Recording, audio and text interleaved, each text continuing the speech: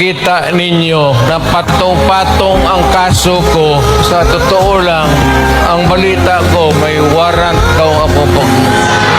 Matagal na akong hinahabol ng mga putang ina. Ano man ang kasalanan ko, na ginawa ko man ang lahat sa panahon ko para may konting katahimikan at mapayapa ang buhay ng Pilipino.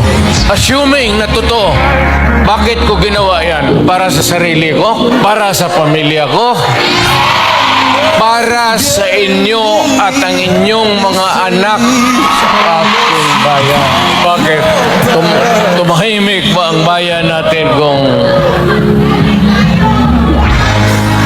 Pilipinos? Hold up dito, hold up. Tayo mga ayaw ng gulo, nagpipilitan tayo to confront evil because nandyan sa harap natin. Sino ba naman gustong pumatay? Putang inang yan.